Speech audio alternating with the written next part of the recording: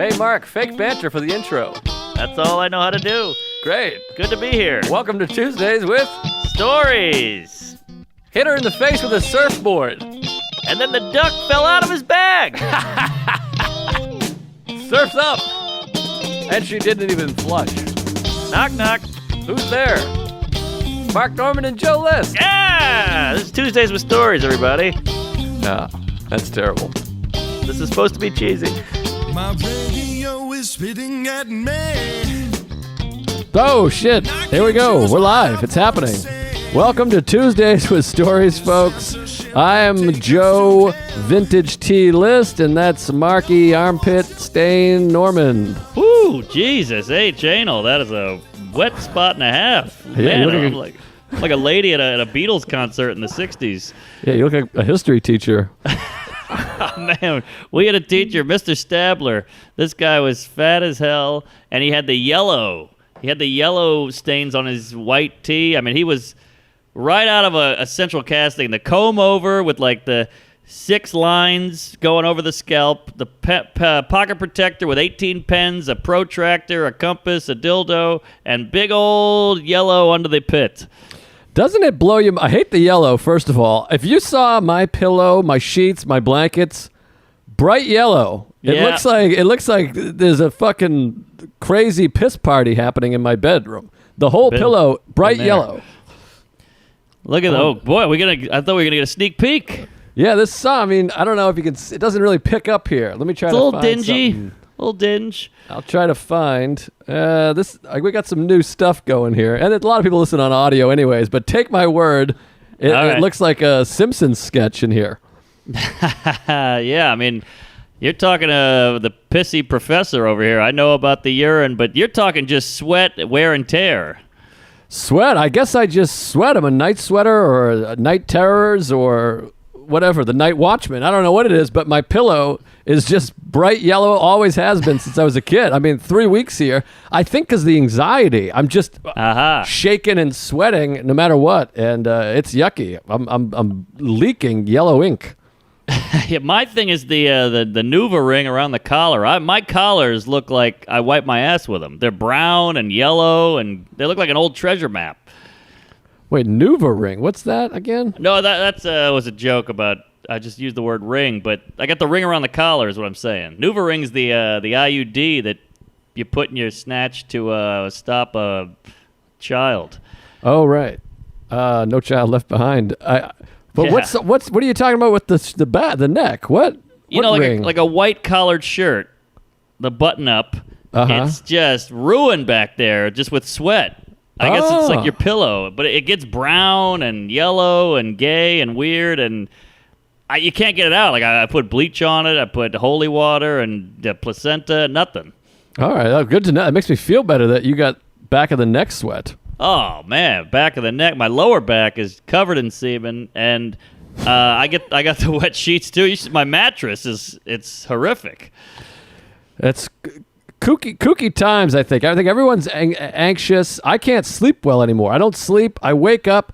I have obsessive thoughts in my sleep. You know when you're half awake in the morning? Yes. When you're kind of awake, and I keep thinking about the emails I have to send. Yes. It's like 6:25, and I'm like, Christina Bonfire. Got a Bonfire email. Like I'm just going through my head, and I keep waking up early now. And people are like, "You get up and at 'em. It's good. You're up early." But I'm like, "No, it's horrific. I just can't sleep."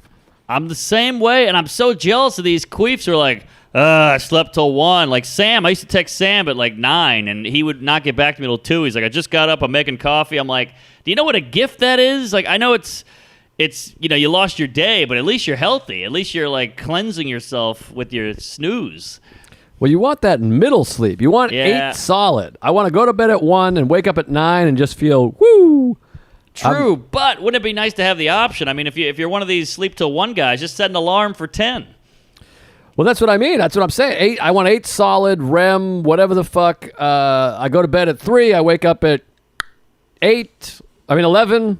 11. I can't do the math, but you know what I mean. I hear you. I got dyscalculia. You know me. I can't add or subtract. Sounds made up, but it's real.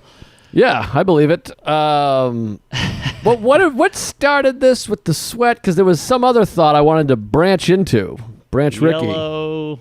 It was pre-yellow, before the Asian. bed. Shit. Yellow fever. I said, "Hey, we're here," and then you said something. I'm not. Oh, I said you're blocked up with gigs. No, that was before. That was off before. air. Don't start Shit. going into the off-air business. My God, Oh God, we'll really get shut down. Yeah, we'll turn into Mel Gibson over here. Shit, I can't remember. Fuck my ass, Johnson. I'm clueless. Well, it doesn't matter. I'm sure something else will come up to talk about. Oh, now I'm jizzing on my face. I can't figure this out. Wait, hold on. I want to know this. So you turned yellow. The sheets. You're getting no sleep. Fuck it. Oh, I got it. I had the teacher with the yellow stains. Yes, Shelby just texted also.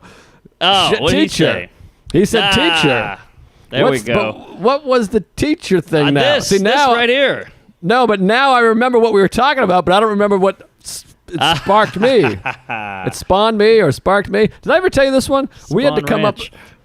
Did I ever tell you this? We had to come up with a team name. We had team trivia, 7th grade. Mr. DaCosta was our teacher, and we were blue. We were going to be, there was like blue, red, yellow, and you had to come up with a team name based on the color. And our color was blue, and one of my suggestions was Blue Blux Bland. And he just wrote nice. it down on the chalkboard. Like he was like, okay, Wow. that's an option, and it didn't get picked, it didn't get chosen. But I feel like if a kid said that now, they would fucking throw him out through face first of the window. Yeah, especially because you were colored.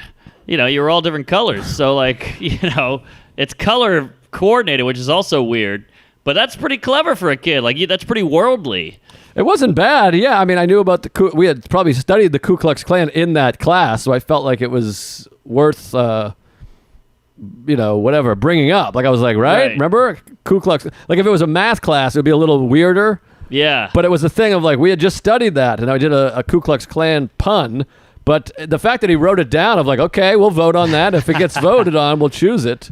I like this teacher. He goes with the flow at least. He's not like shunning children for having ideas, even if they're weird. He had a big sign that said put downs with like a circle and a line through it. No put downs. Oh. And it was the first time I ever heard the term put down, and I still haven't heard it very much. It's not a in use term. No, and you know what else is like that is tardy. Seems like tardy would go away, but that's only heard in schools. You never hear tardy like, oh, Jeff's tardy, he's the accountant. Yeah, good point. At You hear some point- retardy. You hear retardy, yeah, but I think it's an age thing. Like you hit puberty, you get pubic hair, and all of a sudden you're not tardy. You're just retarded. Yeah, there's weird things. I remember there was also a sign in one of my math classes that said, be a robot, not a bigot. But it didn't even rhyme. 'Cause, like on paper it looks similar because it's bot. But I was like, you Right. don't want to be a robot. No. You should just say, don't be a bigot. But robot's no good. And they don't even rhyme. Yeah, and you could still be a racist robot. Good point. Aha, I have a point. Yeah, I'm sure there's racist robots. Yeah, when Google, we did this once. When they Google face match, they did a black family, and it came up as a couple of you-know-whats, and it was a racist thing. They got rid of it. Yeah, racist robots. Yeah. Fun fact, oh, shit, you had something that sparked something. Can I just say this? I'm in a mood here. I'm a little cranky. It happened to me again. Somebody stole my bike cover. That's the third one. Jesus. Can you believe it? What are you supposed to do about this? I guess it's like nets in a basketball hoop where it's just like, that's the Right. thing. You keep them as long as... Like when we played basketball in Astoria here, Moody McCarthy would always bring a net because they just take them, so you just put it up, and we started just taking them down with us and put it in your pocket and leave. But you can't do that with a bike cover. But it seems like it's kind of like the basketball net. It's just something that gets taken. I guess so. I mean, fool me once, I'm a kook. Fool me twice, I'm a chooch. Fool me 3 times, I'm a cum-guzzling Nazi over here. But I found a solution. And I think Okay. I'm going to crack the code and beat the crooks. So I've been Googling bike covers, and I saw one with a hole at the bottom that you can put the lock through. So now the lock's going through the hole, through the wheel, and onto the post. Now, let me ask you this. Is there any damage to the bike? Are they stealing the cover and then taking a shit on the hood or whatever? This is the weird thing, is I studied this, and I could talk about this for an hour, but I took a bunch of CBD. I'm out of sleeping pills, so I was like, all I got CBD, so I guzzled it. And if you guzzle CBD, you will get high, because there's like a, it's almost like non-alcoholic beer. If you drink 90 of them, you'll feel a buzz. Sure. Yeah, so I was pretty high, and when I get high, I'm paranoid. The wife's out of town, so I was just laying in my apartment in the dark, with the covers up to my nose, whimpering, and I kept hearing this homeless person outside going, oh, and now you're even more paranoid, so I'm panicking. I'm wet in the bed, the sheets are yellow, and I say, fuck it, you're 36 years old, go to bed, you're fine, you're just high, you're paranoid. I go to bed, I wake up, the cover's gone. So I assume this hobo nabbed it, and went and made a little bed out of it, or a canopy, or a mosquito net. Well, that would be almost the best case scenario if like a homeless crazy person got it, because at least you were of service. Maybe he made a tent out of it, he can live in it. If it's just some whippersnapper stealing it, to wipe his ass with, or some other douche who lost his, so he's taking yours, that sucks. But if it's a kook, you can look at it, switch angles and say, hey, he needed it more than I did, all that bullshit that no one believes. Right. Well, then you asked if the bike is in disrepair. The only thing I saw, and this is kooky and jarring, and it makes your dick hole sweat, there was a pile of cigarette ash on the seat. What the hell is that? I don't like that. I don't like that either. That means somebody goes, fuck this guy, like in the 80s. Did he burn a hole through the fabric? No hole. It's like a pleather seat, and it just had the pile on it. But I wiped it, and it was fine. Yeah, somebody ashed on your bike. I mean, I think I remember this time where we were putting a basketball hoop in our driveway, and which was silly because the driveway. You've been to my parents' house. It had like two huge dips. It was at an angle, and then it had like the tire dip where the car sits. There's like tire marks. So there's big potholes in the driveway. It was a horrible basketball hoop, and we had electrical wires running across the driveway. It was the worst basketball hoop ever. Yeah. You could only shoot from this corner. It's too bad you didn't have a go-kart to play with. Good point. Devastated. Sorry.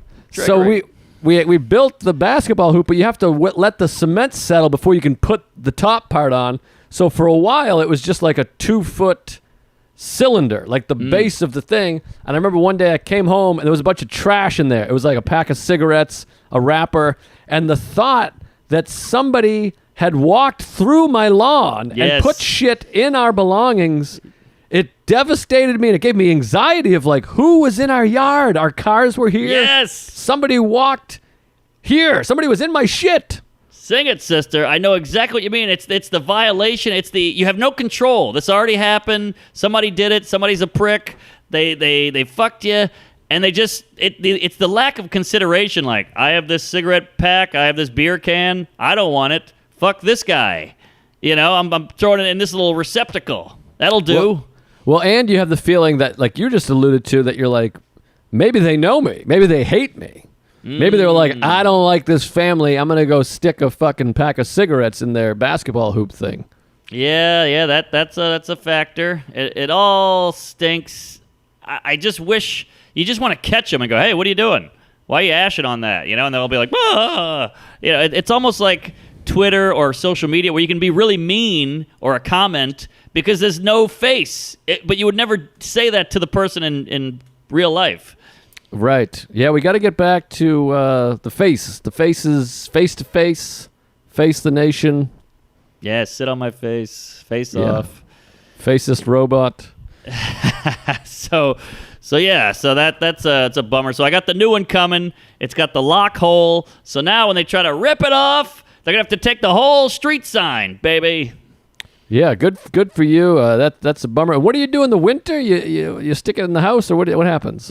Cover it up. The cover's waterproof and weatherproof and anal proof, and it seems I had it all out last winter. It was fine.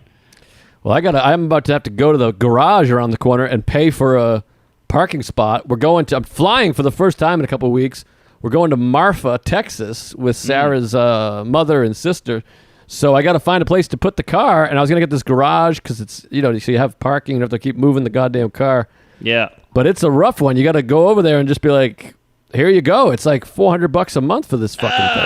Yeah, here, rape me up the pooper. This is, but you need them. But I guess you could drive out to Long Island or Yonkers or something and park it there, but, fuck it. Then you got to take a car to the thing, and we've already had the experience of that long drive, and then you just can't find a spot, and you just it just fucks your mother right in the ass. So, but it's killing me to go over there and be like, okay, yeah, here's a ton of money for just a space. Yes, but it will be peace of mind. You have that. That's really what you're paying for, because this sounds horrible, but anytime you own something, it's just another thing to be anxious about, another thing to worry about, another thing that you could lose or break. So this bike is like the most expensive thing I own, and it's just sitting on the street, so I worry about it constantly, which is also why I don't know if I can have kids. But I had to bring it to the shop once, and the guy's like, it's going to be like a week and a half, I'm sorry. And I was like, great, because now I know it's locked up in a shop for the first time. It's being fixed, but it's actually the safest it's ever been. Yeah, good point. Interesting. Yeah, I guess I have to do that myself with the garage. But even the garage, you're like, it could get scratched, breathed on wrong, or pigeon could shit on it. You're just afraid that guy's going to steal it. But I guess, a Sentra, nobody's taking a Sentra joyriding. No, and I think they cover that. You probably have to sign some bullshit. They go, hey, we took a dump on the radiator. We'll clean it up.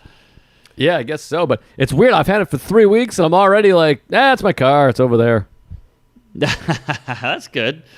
It's like you lose that thing of like, can you believe it? We got a car. I'm like, all right, let's take the car. I've been in it too much already. Put 1,200 miles on it already. I'm like, fuck, I don't want to drive. Wow.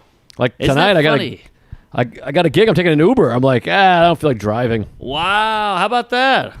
Well, the looking for parking sucks. The potholes, my God. I mean, the car's going to last 8 weeks in this fucking city. Yeah, oh yeah, brutal. I bet Queens is bad, man. Astoria's got some real dinks. Well, we might have to bleep that, but yeah, it's terrible. Dinks. Well, it's a very diverse area for sure. It has dinks, but it's got potholes as well. And that's hold on, more Shane Gillis is calling. Hello. Yeah, I'm more worried about the potholes, but those guys can be trouble too. Woo! I can't keep up with the slurs now, so I don't know which ones have been added or taken away. But yeah, we just drove it down to Arlington. I got my first taste of the road. Yes. This past weekend, it was really bizarre, and I got to tell you, it's got me in a real funk, a Marty Funkhauser, because. So Sarah took a gig, Arlington Draft House, which I hadn't been to in 8 years. My last time there was I was there featuring for Jonigan, December 2012, and it was my second to last week drinking. I had 10 days before I got sober, and I opened for DePaulo there a couple times with our old pal Eli Sayers was emceeing. So I got good memories there, but I shifted over to the DC Draft House. That's my gig. Same. Good room. Yeah, better room. DC Draft House is my favorite. We've talked about it. And Arlington Draft House, no disrespect, great room. It's cool, but it's just not. I don't like it as much as DC. Yeah. I mean, DC is in the city. It's got the low ceiling. It's tight. It's quiet. It's intimate. It's cool. Yeah, it's great. So. This was their first show. It's a movie theater / comedy club. They haven't had anything in 5 months. This is grand opening. And so they got Sarah headlining. I'll go, what the fuck? I got nothing to do. I'll drive you down there. We got the car. So we drive down there, and it's so strange. No ego, by the way. You got no ego. I love that. No ego. You're like, yeah, I'll open for you. What am I doing? Wow, I think it was fun. I did guest spots, and to me, it's hot. I'm fucking the headliner. She's older. She's headlining. It was like the ultimate fantasy to me. Right. It's like I'm a young whippersnapper trying to do guest spots, and then the headliner's like, eat me out for stage time. So the tables are turned. She's in the back of the car when you're driving. You're like, yes, Mrs. Tolamash, whatever you say. That's what I'm into. I'm like, just fucking rip my hair out, piss in my mouth, step on my balls, stick a toe in my ass. That's what I'm looking for. I hope she cut your time. I hope she shit on you when she got on. The whole thing. Yeah, I asked permission to speak, and I went and got her sodas, and it was pretty exciting. So I drove down there, and that drive to D.C., this Northeast corridor, it's fucking horrendous. Never not traffic, so we had to leave at 9:45. But how about this? This is what it's weird with COVID times. We Google Maps, you plug in Arlington Draft House, and the directions take you straight across 42nd Street in Manhattan. But there's nobody in there. Like the Google Maps is like, go across Times Square. And I'm like, are you sure? What are you, crazy? And you drive in there. It's just us. We're just driving through Times Square. Like, there's no cars. There's no people. I mean, it's picking up a little bit. But 7 months ago, Google Maps would never be like, take 42nd Street across the city. That's a great point. Yeah. Go right through Grand Central Station. It's the quickest way. We breezed right through, and it was pretty sweet to do it, but great ride down there. But it's so strange because they're operating at 35% capacity, and the room seats like, I don't know, 300 or something like that. So, or maybe it's like 250. 35% capacity is 50 people max. Ooh, in a that's a big room that holds high ceiling.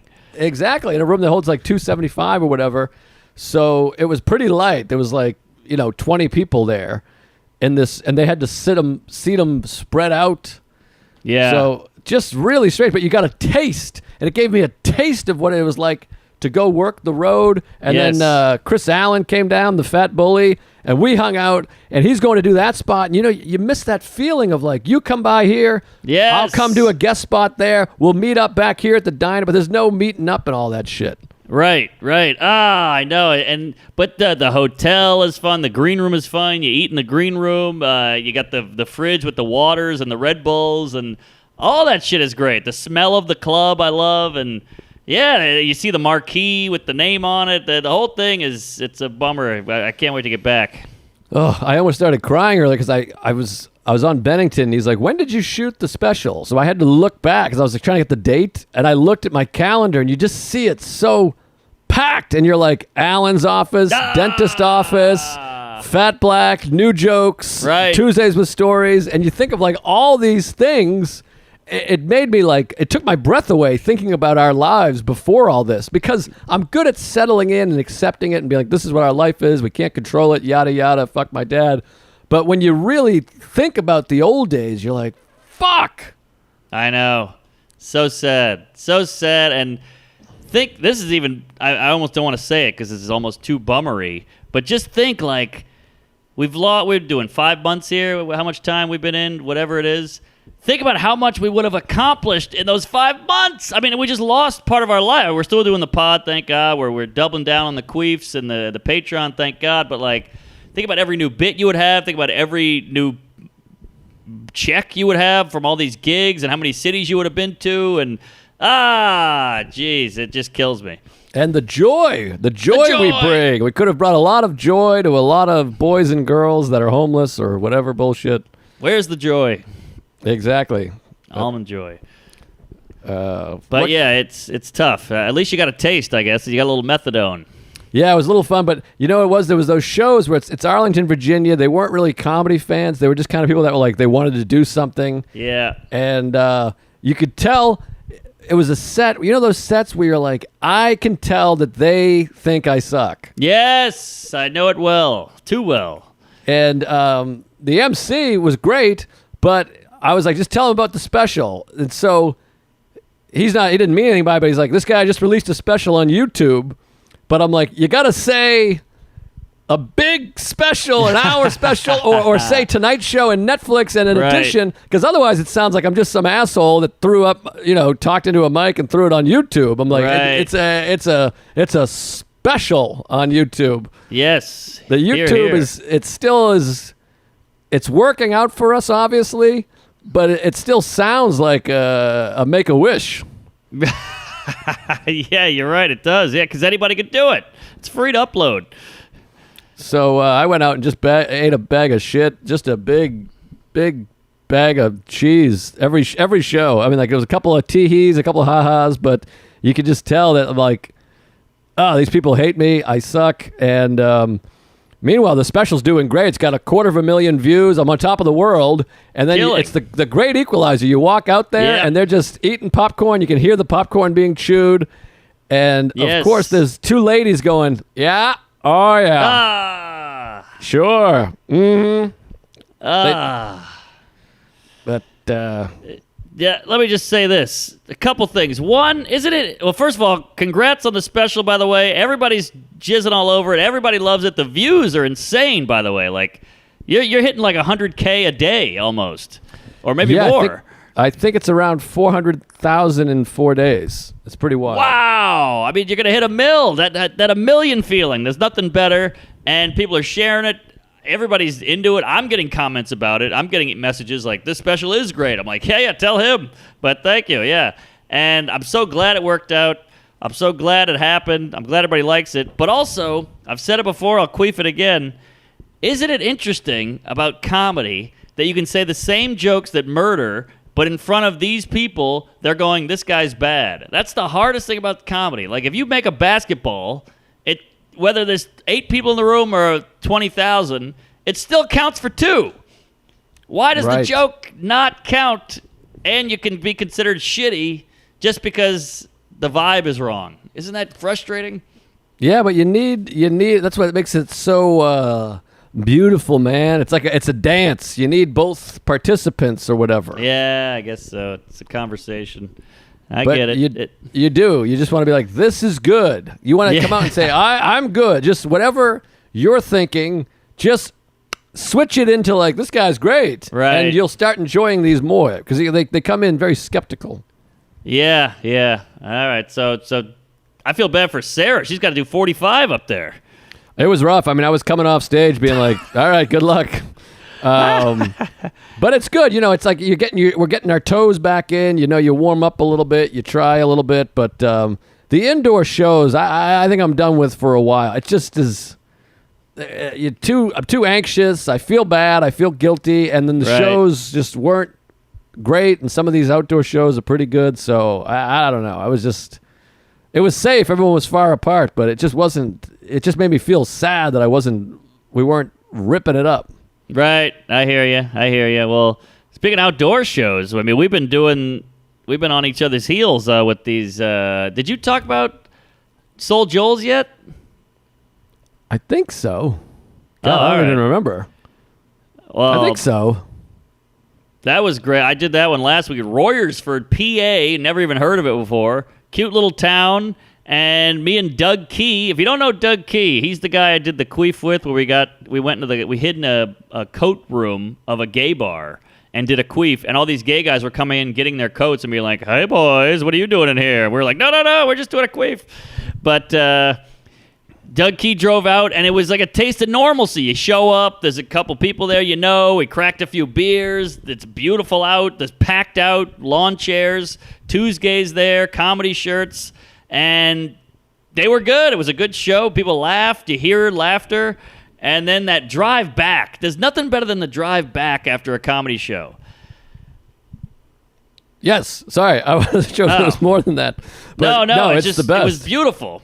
Like, one Tuesday gave me a bunch of hot sauce, and he's like, I put a few beers in the bag for the fuck of it. And I was like, oh, what a guy.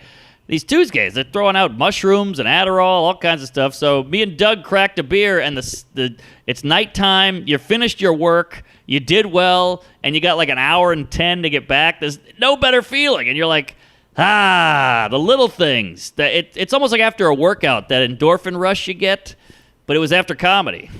Oh, I love that feeling. Yeah, we did it the week before with Steve Big Dick Rogers. I had to drive him to his dumb house way out in Brooklyn, and then we just did it this weekend, Saturday after Arlington. We drove back through the night. I got the XM radio going. I got a Pearl Jam show, the full show, and then you talk about how comedy was, how it could be. You bounce some bits, and it feels great. And that driving back after the gig and just getting home, and you're like, we're in our own beds. Yes. We work tonight in a different state.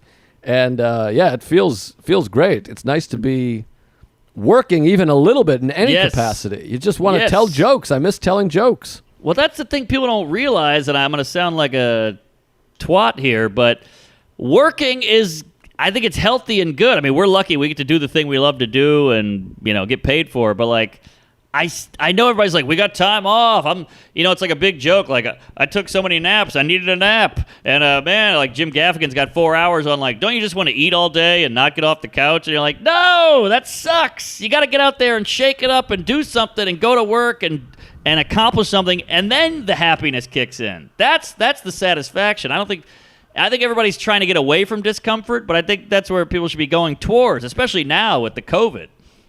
Well, that's definitely part of the problem is nobody has feels like they have any value because they're not doing anything. I talked to a friend today. He's depressed. He's like, I'm doing actually nothing. Right. Like, even if you hate your job, at least you feel like you're contributing to society in some way, whether you're bagging somebody's groceries or you're building somebody's house or you're cleaning somebody's siding or you're making somebody laugh. When you're not doing that, you just feel like, I'm a piece of shit. Exactly. And that's when the social media, maybe the canceling, maybe all this other stuff, you feel so drawn to it because you're like, I should be doing something. Let me take down this racist or whatever, this homophobe, and like ruin them and do this and that and dig up tweets. And that ain't shit. You're not helping. Like, go actually help somebody that is underprivileged or marginalized. That's a real feather in your asshole.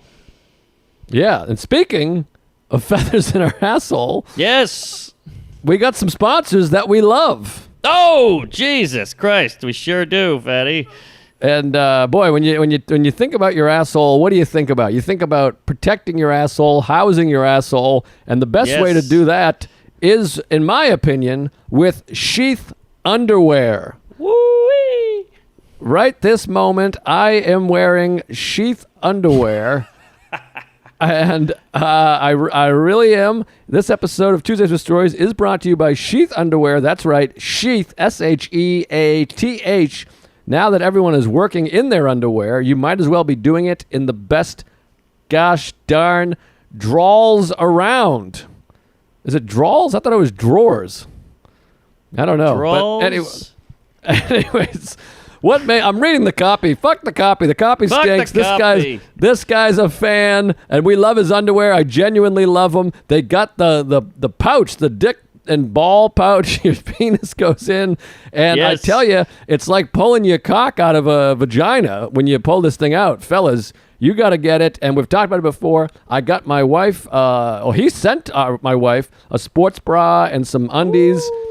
And they're sexy. They're her favorite bra and underwear. And they're just the best. I love this underwear. And I got, it's got a sexy design and just the sheath. I'm telling you, I look like a sex monster with these sheath on. We're both in our underwear wearing sheath. If you want to turn your wife on, if you want to get turned on by her, get yourself some sheath underwear. Tell them some more. You've experienced this.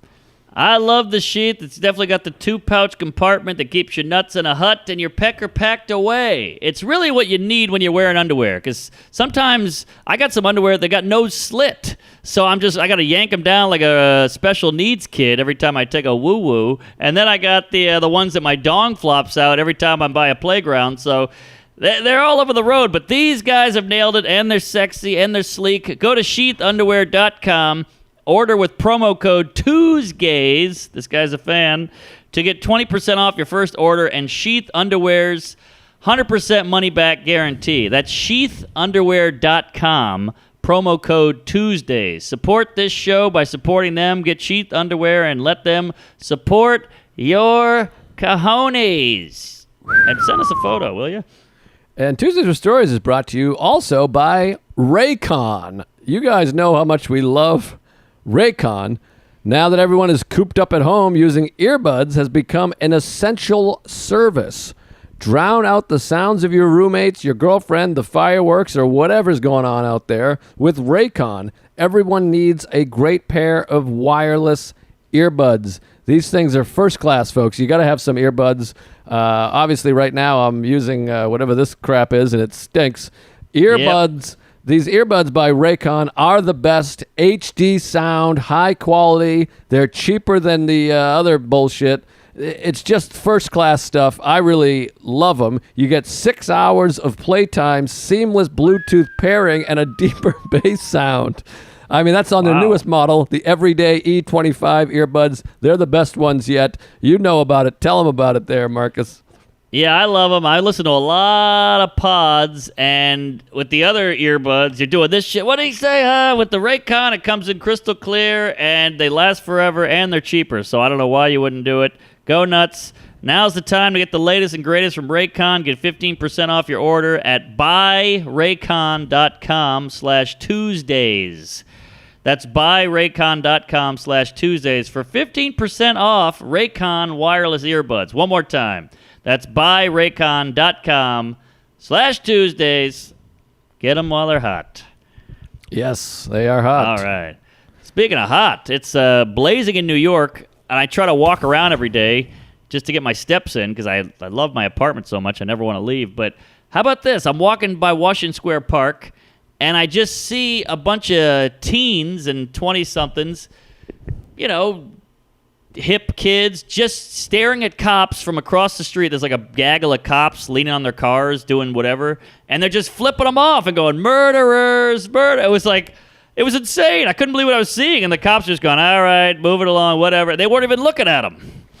Yeah, it's strange times, a lot of animosity, a lot of boopily boobs and bingada bings, but I'm hoping the dust settles and we can move on. I was driving down 3rd Avenue the other day, or 2nd Avenue the other day in the city here, heading down to the Village, and there was a kid standing in the street, and he kept doing this, like pretending to jump in front of every car. Oh! Like as you got close, he would do that. It was like, I don't know what you say, like gotcha, made you flinch or whatever, but in the street. out. I mean, he was in the street pretending to jump in front of cars.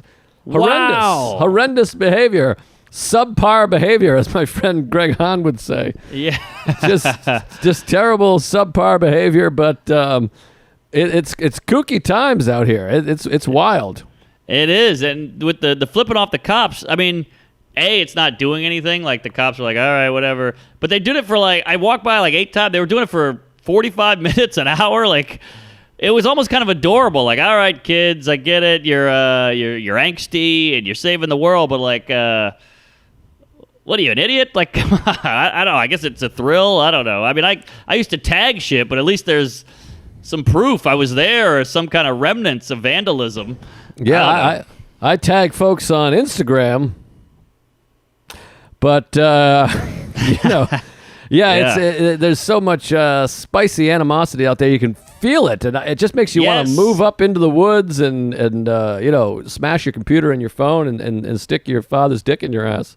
Completely, because if it ain't the animosity, then you got the wacky homeless, and they're dropping sandwiches and fingering my butthole. So it's a weird time to live in a big city. I'll say that. And the murder rate, I'm walking, I go to get my bagel every morning at Lots of Bagels, and I look at the paper, and the front page just says 1,000 victims. There's been 1,000 murders in New York City this year. It's doubled. Wow, man. Well, hopefully these rents will go down as the murders go up. And did you see the Upper East Side? They got quadruple.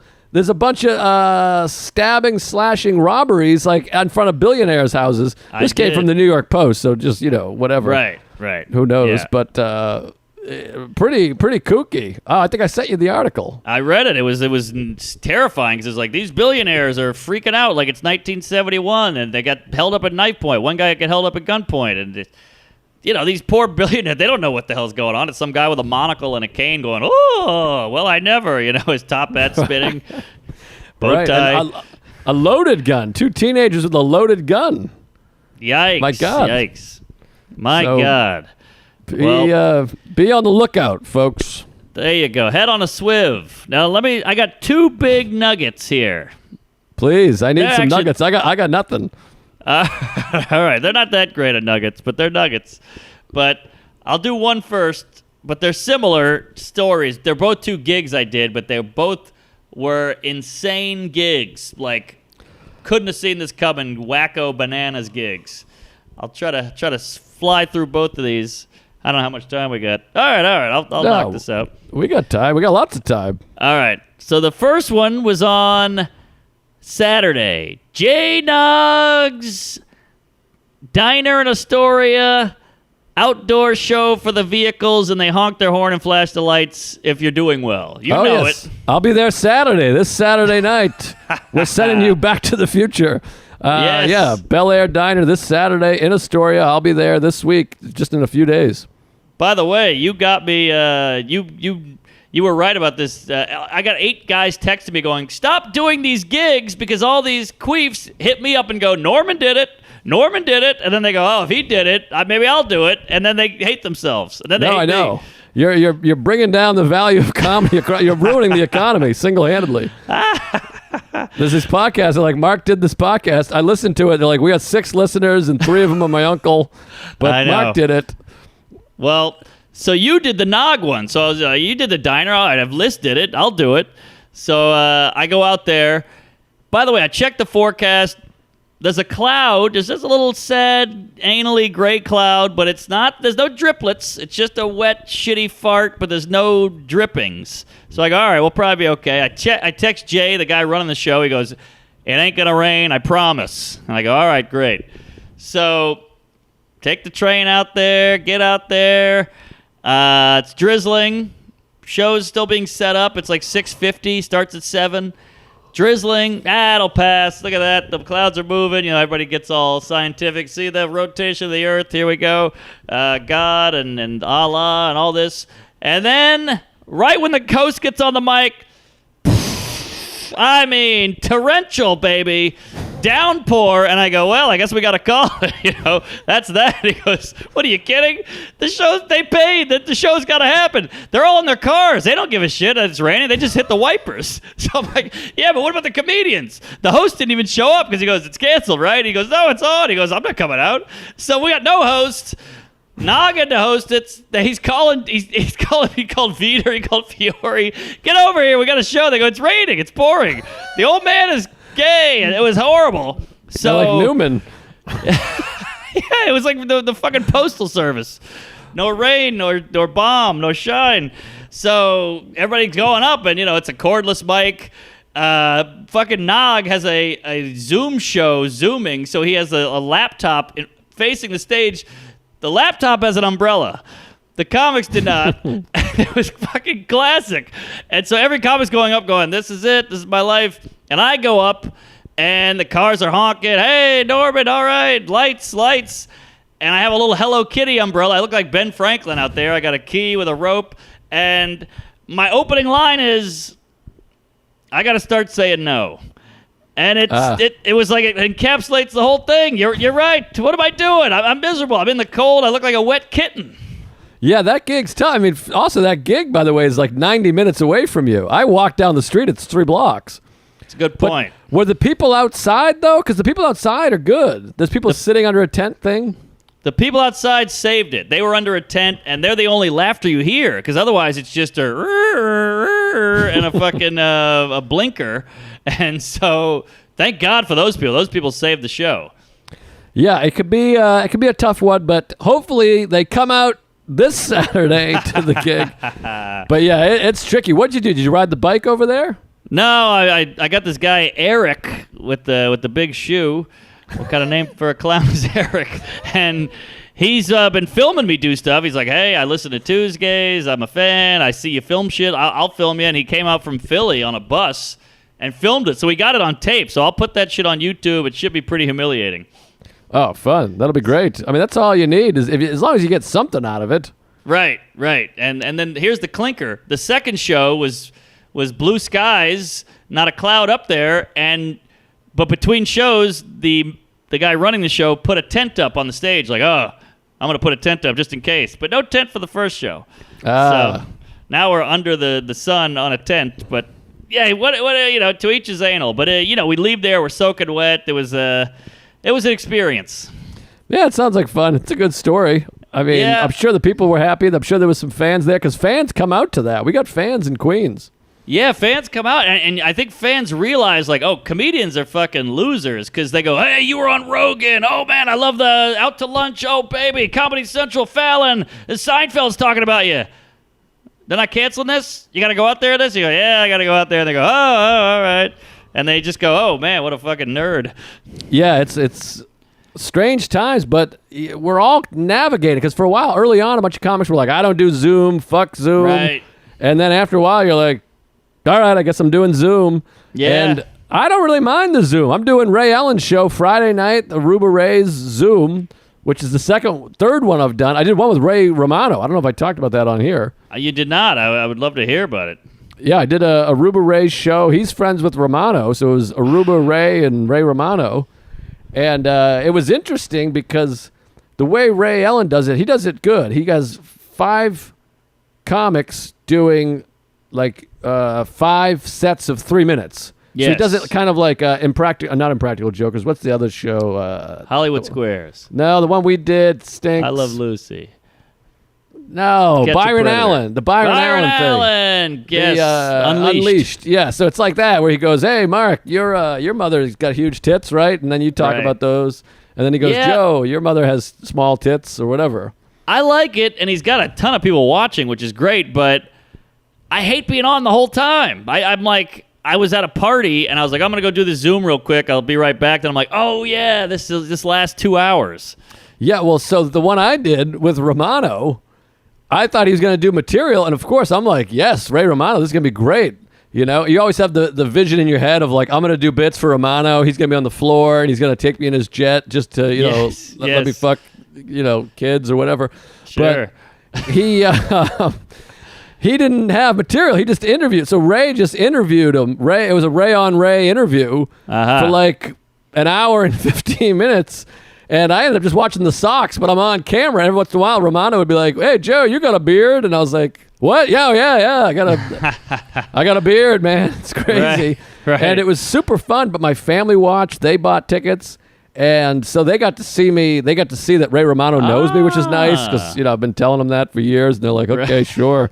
Right. But, it was a little weird. So this one I think will just be more normal. But Romano is just a hell of a guy. What a great guy, nice guy. Sweet guy. Couldn't be nicer. Yeah, and he was on there all day just taking questions. It was fun. Wow. Yeah, he's the man. He's talking about just humbleness of comics. That guy always was nice to me. He'll at the cellar, like he would sit and eat with you. I mean, it's crazy. Like this guy's a millionaire. He's on TV, but he's just normal. Yeah, sweet guy. So I'll be on there Friday on Zoom. Again, I'm doing the Cellar Zoom show tomorrow night at 10 p.m. That's a good one. So check out some of these Zoom shows. You just sit in your living room and watch the show. Sam Morrill is on, and I don't know, somebody else. Cypher Sounds. Same lineup you got here? I don't know. Jackie Fabulous is on. She wasn't on last time. Very similar lineup for sure. All right, I got to get on that thing. Yeah, I don't know what's going on with the lineups, honestly, but I don't know. Check it out. Check out the Zoom. Cellar Zoom Wednesday, Aruba Ray Zoom Friday, and Bel Air Diner on Saturday. Jeez, you're locked and loaded with horrible gigs. So here's another clinker, though. The problem is we can't get out and build new material, really. I mean, you can, but it's not the same, and it doesn't feel right, and you can't get a real gauge. But I'm at a show last night in Jersey, and all these people were like, we saw Out to Lunch, we're coming. And I was like, great. And then the show it's a stress factory. So the show is broken up into, like, different sets. Like Vinny goes up, then I go up, then another comic goes up, then I go back up. He's got a band, then the band plays, and I go up and do another 10. So I'm mixing and matching material because, you're just trying to put 10 minutes together over and over. And I'm repeating shit from my special, and I do a joke, and one guy yells the punchline. It was soul crushing. I felt like the magic carpet was swept under me. I felt like a fraud. Oh, what an asshole. I know. It was. I mean, he was a fan too. That was the worst part. He's like letting me know he knows everything. But man, it killed me. Yeah, it's weird because in music, if you yell out the words, you're like, they love us. But if in comedy, you're like, I'm a piece of shit. Yeah, that's what I was a fucking nerd. And then they thought he was a genius because, like, damn, this guy nailed it. Who's this wacko? This guy's a savant in the crowd. Yeah. That's tough. I guess it's hard when fans, they're trying to do something nice and you're just like, oh, that was terribly hurtful. Yeah, you know what it felt like? It felt like I was trying to throw a surprise party for my buddy, and we're walking up the sidewalk to go in, and then this guy pops out the window and goes, "It's going to be a surprise!" And you're like, Right. "Shut up, you queef! What are you doing to me?"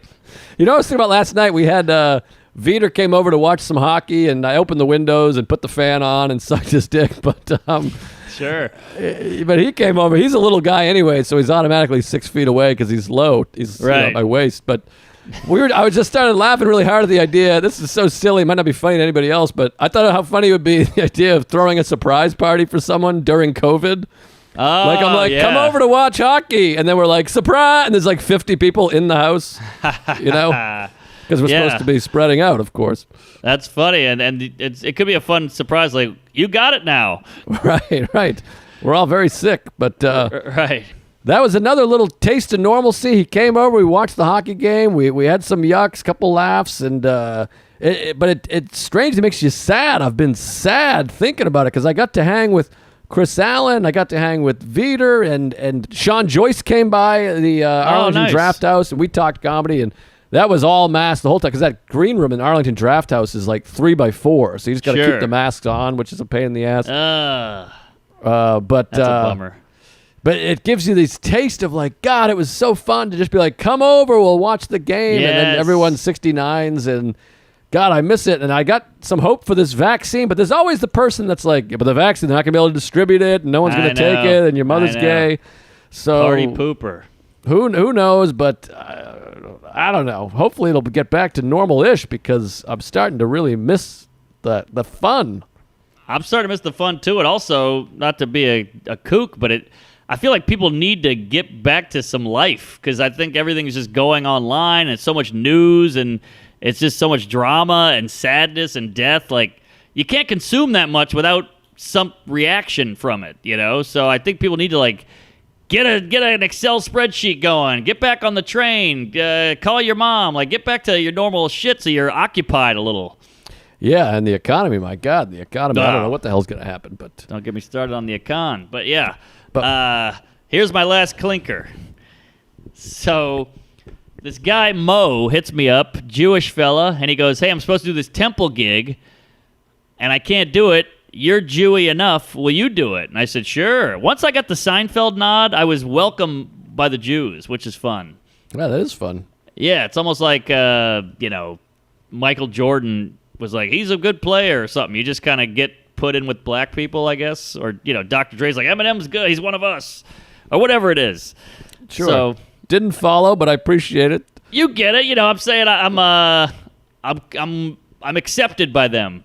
Oh, fully. I understand what you mean. I just didn't get the Jordan thing. Who's he Oh, accepted yeah. by? Is he a Jew? Well, I'm saying basketball players. Like, hey, he's cool. All right. That sucked. But Dr. Dre was better. All right. Beats by Dre. All right. So this lady, this guy is like, here, call this lady. She's going to give you all the details. Call her, no answer. Call her again, no answer. Email, no answer. And I was like, huh. So then I finally just text her, and she goes back, "Oh, sorry, I've been slammed. Here's everything you need to know."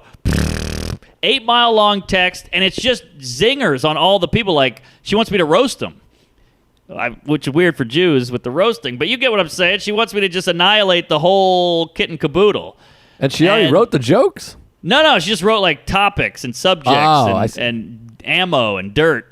So I was like, wow, okay, there's going to be a lot of homework here, but we'll make it work. And she's writing like, these people are zillionaires. Even their health or their maids have Range Rovers. They all have tennis bracelets and diamonds, and they're anorexic, and it's like Real Housewives and all this. And I was like, oh my God, what am I going into?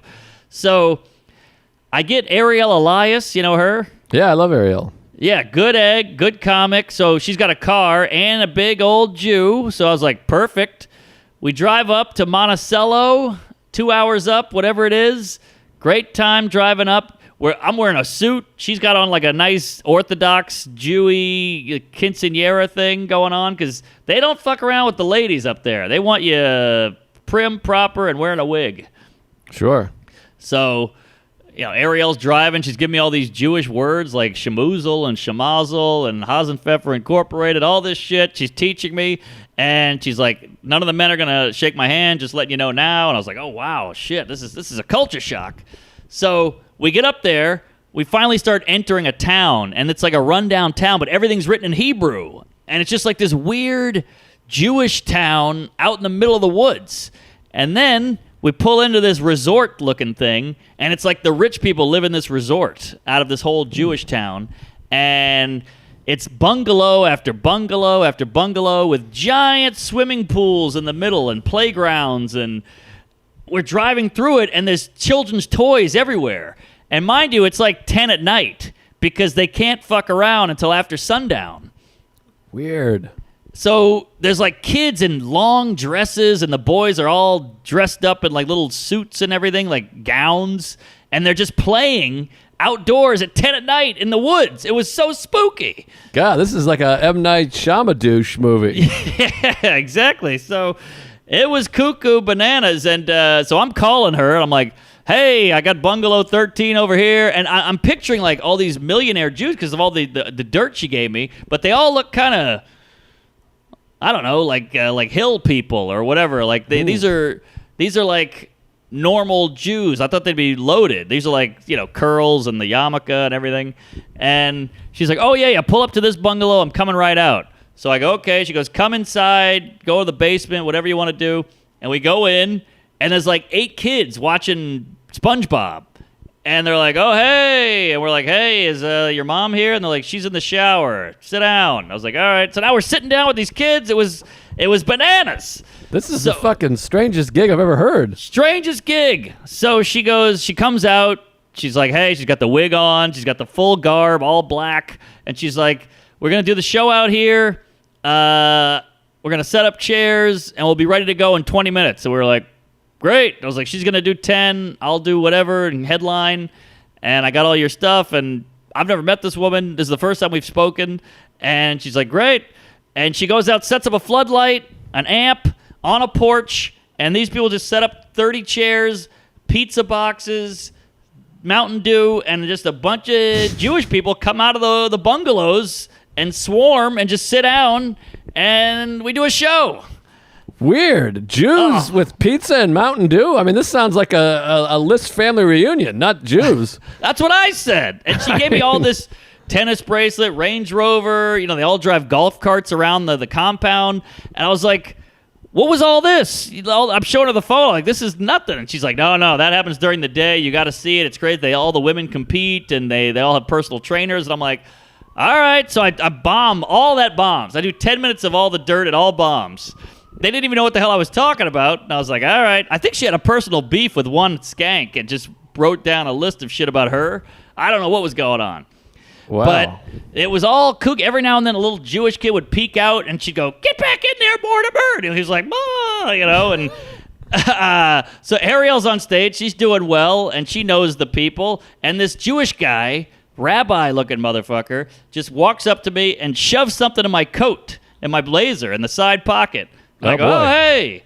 And I look down there. It's just a huge wad of 20s. Huge. They're all cash, these people.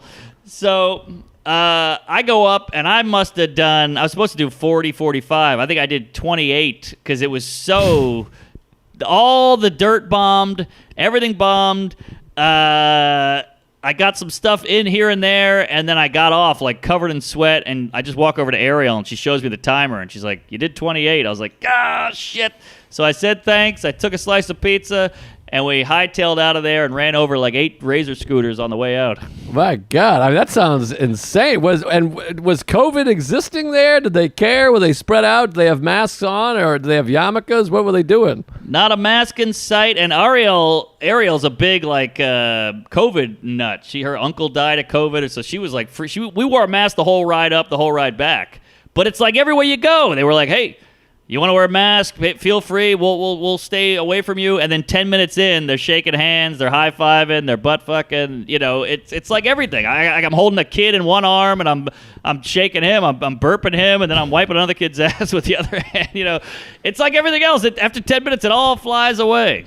Yeah, it feels like people sort of think that you get COVID in the first 15 minutes, and you're like, I don't know, I'm not coughing yet. I think we can fuck. Yes, that's exactly right. It's all strange. The one joke I kind of riffed in Arlington was, it's weird when you have to feel out how serious the other people are taking it. You're like, I wear a mask inside, but outside I don't care. And then someone's like, yeah, me too. I went to a couple parties. And then one guy's like, I have a kissing booth in my front lawn to, it's slowly, you have to feel everyone out to see how much they care, what they're thinking about. And Right. it sounds like they don't give a fuck up there. No, they're all Brooklyn Jews, and they go there every summer to just get away. So in their minds, they're like, we're fine. We're all family. We all fuck and everything. And so, like, we're good. And, I did a Biden joke, and they went bananas. I think they're like Trump Jews. And, they're all landlords, so they probably want him to win, I guess. But Yuck. holy hell, it was such a culture shock. I remember we pulled in there, and there's a guy in a suit, dressed to the nines, at like 10 at night in a suit, walking around with a yarmulke on, good-looking Jewish guy. And I go, excuse me, where's the bungalow? And he goes, bungalow. And he just kept walking. Like, you could tell he knew I wasn't supposed to be there. And Boy.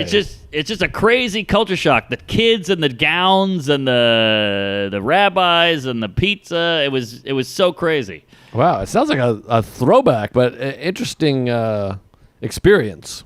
Definitely. That's the great thing about comedy is, you get into these weird mix-ups, but whoo, it was an eye-opener. Yeah. It really takes you to some strange places.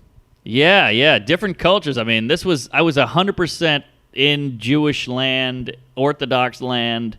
I was hours away from home, under the stars, in the woods, with Orthodox Jews. It was insane. Wow. Well, Yeah. Give them my name for next year, because that might be the best gig that's the best gig I've heard of in a while. I would do it again. They were nice people and they shit on a lot of comics, by the way, that we know, because they're like, we have a guy every couple weeks, and this guy sucks, that guy sucks, he sucks. I was like, oh, all right. Wow, that sounds great. So they'll be saying that about me. Jews complaining. That's weird. Well, Yeah. I think we got to wrap this son of a bitch up. We really went to a lot of places here. We were in Arlington. We were in the Jew place, and Oh, tell them about the Patreon. What's the word? oh, the Patreon was forgot. We're about to cross the threshold of 3,000 people, which we promised you would make an audio track for Strangers on the Butt. What's it called again? Strangers by the Lake. And we're going to do it. We just need 9 more people to join the Patreon. So go join the Patreon. Let's hit that 3,000. And we got to figure out how we're going to do it. Mark and I are going to watch Strangers by the Lake somehow.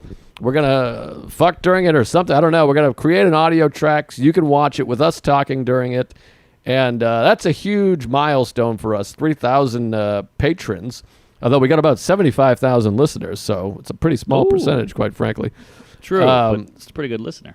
Yeah, but get on that Patreon, join that Patreon, put us over the top, and we'll get you a nice gay porn audio track that'll be fun for you. Yes. I can't wait to see it. I can't wait to give you a hand job through a bucket of popcorn, and I want to see some gay sex. Yeah, me too. I always want to see gay sex. I'd like to see it up close and with a family member if possible, but. Go check out the special. I want to say thanks to everybody. Every single Tuesday has reached out, it feels like. I'm trying to get back to everybody, but it's hard. It's been overwhelming. I've gotten, thousands of messages and people, Venmos and PayPals and emails. And at the time of this recording, it's at like 380,000 views in 4 days, I guess. Which is pretty insane, and most of that's Tuesdays watching it and rewatching it and spreading the word. Everybody's tweeting it, so please keep doing that, and thank you. I feel like just George Bailey all day, every day.